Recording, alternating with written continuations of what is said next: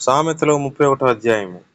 రాజైన లెమూయేలు మాటలు, అతని తల్లి అతనికి ఉపదేశించిన దేవోక్తి. నా కుమారుడా నేనేమందును, నేను కన్న కుమారుడా నేనేమందును, నా మృక్కులు ముక్కి కనిన కుమారుడా నేనేమందును. నీ బలమును స్త్రీలకియ్యకుము, రాజులను నశింపజేయ స్త్రీలతో సహవాసము చేయకుము. ద్రాక్షారసము త్రాగుట రాజులకు తగదు, లెమూయేలు అది రాజులకు తగదు. మద్యపానాసక్తి అధికారులకు తగదు. తాగిన ఎడ్ల వారి కట్టడలను మరతురు, దీనులకందరికి అన్యాయము చేయుదురు. ప్రాణం పోచున్న వారికి మద్యము నీయుడి, మనోవ్యాకులము గల వారికి ద్రాక్షారసము నీయుడి. వారు త్రాగి తమ పేదరికము మరతురు, తమ శ్రమను ఇకను తలంచుకుందురు. మోగవారికి నీ దిక్కులేని వారందరికి నీ న్యాయం జరుగునట్లు నీ నోరు తెరవుము. నీ నోరు తెరచి తీర్పు తీర్చుము. దీనులకును శ్రమపడు వారికి దరిద్రులకును న్యాయము జరిగింపు.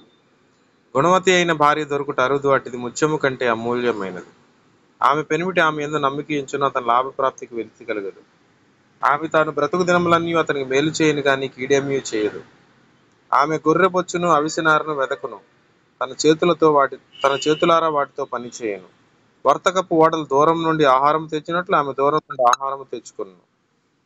ఆమె చీకటితోనే లేచి తన ఇంటి వారికి భోజనం సిద్ధపరచును, తన పనికత్తెలకు భత్యము ఏర్పరచును. ఆమె పొలమును చూచి దాన్ని తీసుకొను, తాము కూడబెట్టిన ద్రవ్యం పెట్టి ద్రాక్ష తోట ఒకటి నాటించును. ఆమె నడికట్టు చేత నడుము బలపరుచుకొని చేతులతో బలముగా పనిచేయను. తన వ్యాపార లాభం అనుభవం చేయ తెలుసుకొను, రాత్రివేళ ఆమె దీపం మారిపోవుడు. ఆమె పంటను చేత పట్టుకొను, తన వేళ్లతో కదురు పట్టుకొని వడకును. దీనులకు తన చెయ్యి చాపును, దరిద్రులకు తన చేతులు చాపును. తన ఇంటి వారికి చలి తగులునని భయపడదు. ఆమె ఇంటి వారందరూ రక్తవర్ణ వస్త్రములు ధరించిన వారు. ఆమె పరుపులను సిద్ధపరచుకును, ఆమె బట్టలు సన్నన్నార బట్టలు రక్తవర్ణపు వస్త్రములు. ఆమె పెనిమిటి దేశ పెద్దలతో కూడా కూర్చుండును, గవిని యొద్ద పేరుగొనిన వాడైకి ఉండును. ఆమె నారబట్టలు నేయించి అమ్మును, నడికట్లను వర్తకులకు అమ్ము. బలమును ఘనతయు ఆమెకు వస్త్రములు. ఆమె రాబో కాలం విషయమై నిర్భయముగా ఉండును. జ్ఞానము కలిగి తన నోరు తెరచును, కృపగల ఉపదేశం ఆమె బోధించును. ఆమె తన ఇంటి వారి నడతలను బాగా కనిపెట్టును, పని చేయకుండా ఆమె భోజనము చేయదు.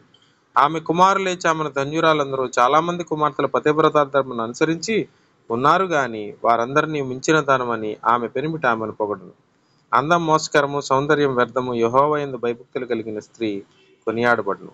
చేసిన పనిని బట్టి అట్టి దానికి ప్రతిఫలం ఇయ్యదగును. గౌనుల యొద్ద ఆమె పనులు ఆమెను కొనియాడును.